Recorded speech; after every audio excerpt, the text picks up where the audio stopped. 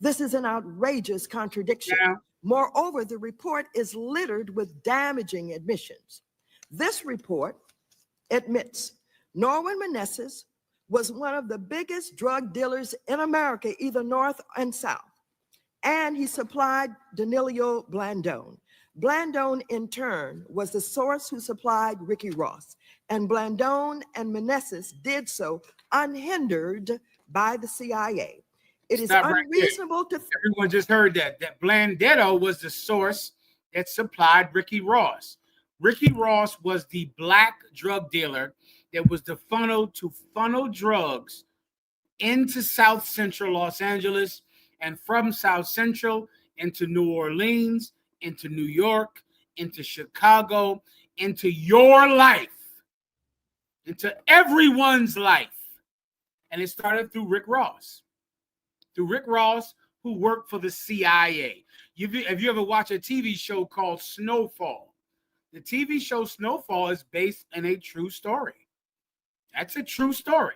It's based in a true story. And here we are in Congress, where they're bringing up Rick Ross's name in Congress because he was the CIA point man to funnel drugs to his people. Continue. Trafficking by 1984, and the DEA had known of his trafficking activities as early as 1974. Incredible. Here, under what pretense? A covert operation or any kind of operation involved in drug trafficking.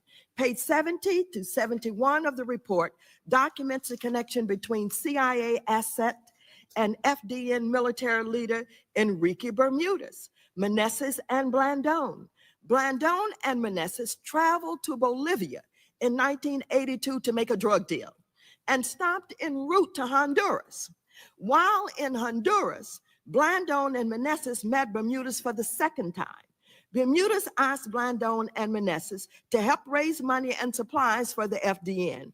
He let the drug traffickers know that their support would be welcome because, I quote, and everybody quotes, even your reported quotes, that he said, the ends justifies the means.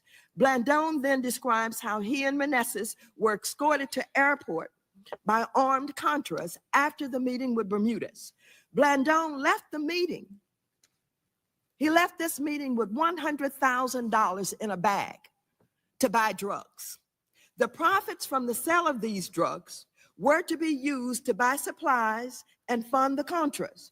Blandone tells of how he ran into trouble at the airport in Honduras when he was caught with the $100,000. But guess what? Just like in the Frogman case, where they caught them with the dope and the money, and they returned the $36,000 based on that attorney general that you had in San Francisco having been told that it was Contra money. This man with $100,000 in drug money to buy more drugs for more supplies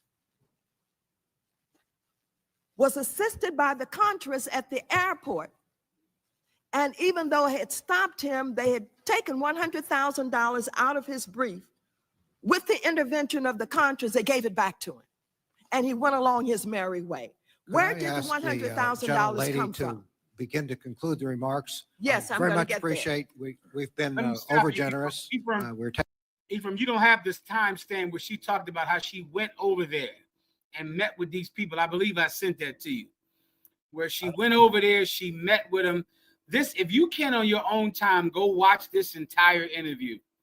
It will explain what was happening in your life at that time and what happened to your mother, what happened to your father.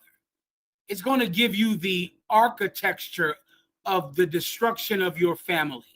You didn't know this was happening, but this was happening on a high place with these drug dealers and the CIA and Congress people. And they were all orchestrating your death because the ends justified the means.